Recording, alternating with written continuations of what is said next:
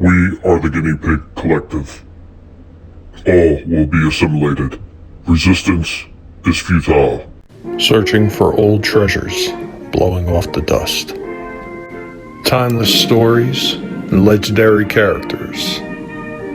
This is Talking Movies. Hey everybody, what's going on? And welcome back to another Talking Movies.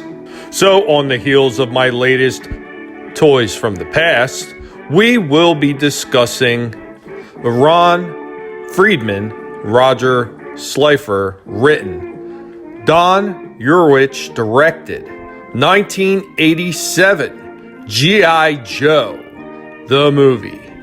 Yo, Joe! With some of the voice actors in it being Charlie Adler, Shuko Okun, Jack Angel, Michael Bell, Greg Berger, Earl Bowen, Arthur Burghardt, Corey Burton, and a whole host of other names such as, hey, here he is again, Peter Cullen. And just in case you forgot who Peter Cullen is, he is the voice of I am Optimus Prime. So following on the heels of the G.I. Joe, a real American hero cartoon series, the story goes as such. Time and time again, Cobra has been on the threshold of global domination, only to be thwarted by the Joes.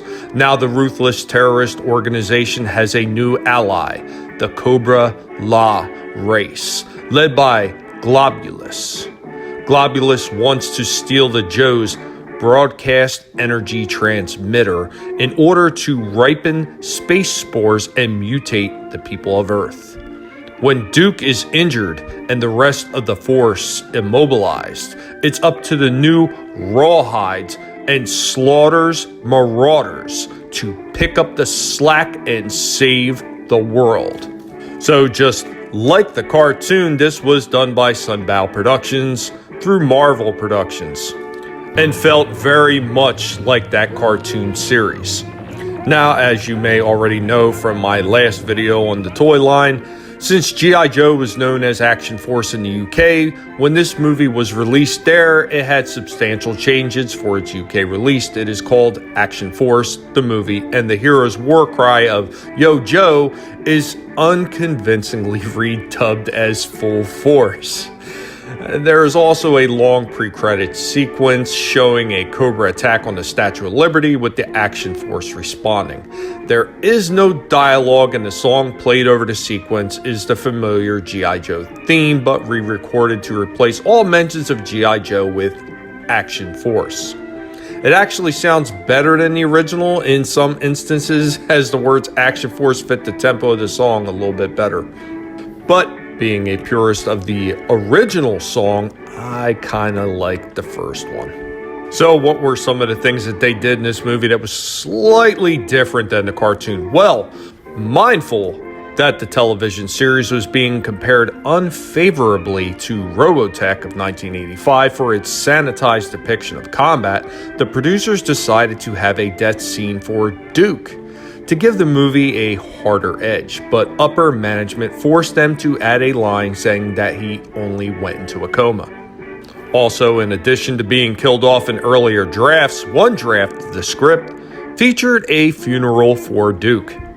And some of you may find this kind of funny, so according to Kirk Bozigian, who managed the Boys Toys division of Hasbro during the initial run of G.I. Joe from 1982 to 1994, there was originally intended to be a topless scene with Zorana when she removes her dress after she gets ejected from G.I. Joe headquarters by Duke.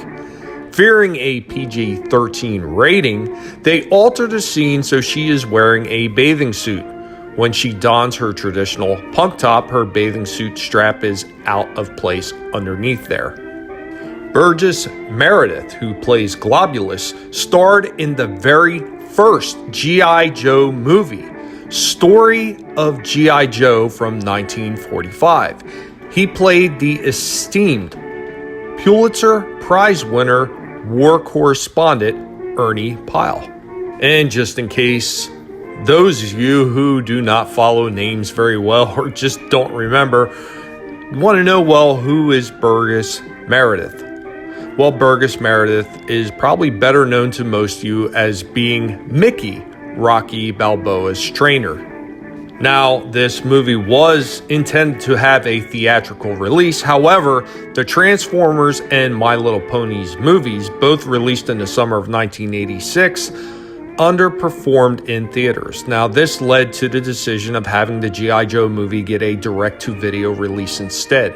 Hasbro was also planning to make a movie for Jem and the Holograms in 1985, but the financial failures of the two aforementioned films caused them to cancel the film altogether. So Globulus, Nemesis Enforcer, and a Royal Guard were part of a 3-pack of action figures released in 1987. Pythona did not receive an action figure until the G.I. Joe Collectors Club released one in 2016. Now, Duke is a first sergeant and portrayed as leader of the Joes. A first sergeant and E8 is a non-commissioned officer. However, he still gives orders to his brother, Lieutenant Falcon, who is a first lieutenant, an O2, which makes him a commissioned officer. A lieutenant outranks a first sergeant. The reason for this change is because the writers wanted to regulate the command based on the prominence of the action figures. So much like regular movies, even cartoon movies actually make mistakes. So Gung Ho says it's time to go, and Cobra says straight head. At which point Gung Ho does a 360 and goes in the opposite direction, proving yet once again that people just can't take directions. In the opening scene, the tablet carried by the Statue of Liberty is clearly shown with the year of independence 1776 wrongly written as MDCCIXXVI instead of MDCCLXXVI. When the Joes are hiding the BET in the civilian base, Lifeline is seen standing on the truck. Lifeline is still supposed to be in the Himalayas looking for Roadblock's unit. So, Duke's chest injury alternates briefly when Falcon comes to his side. Serpentor's snake javelin clearly hit him in the left half of his chest, approximately where his heart would be, and his blood can be seen soaking his bandages. In one shot, the blood stain is on the right half of his chest, but in the next shot, it is back on the left. Steeler and Grunt both make appearances in the movie. However, as per Worlds Without End, they were left behind in the alternate Cobra-controlled universe and thus should not be on the active duty roster. Now, before Lift Ticket tosses Falcon his parachute, there's a shot of Falcon already wearing one. It disappears when Falcon straps the chute that Lift Ticket gave him. During the opening battle, in one scene, the parachutes falling down in the sky are not falling and just sitting there in the air. The word barracks is misspelled as barracks on the side of the building within the G.I. Joe headquarters compound. And lastly, after Duke is injured by Serpentor's snake javelin, Scarlet is seen holding his upper body up, while he is tended to by Doc, holding his head in her hands. Although she is wearing gloves, part of her glove is missing, revealing a bare hand, but her glove is intact in the next shot. All in all, this was a very fun animated movie. Anyway, guys, that is all I have for this one.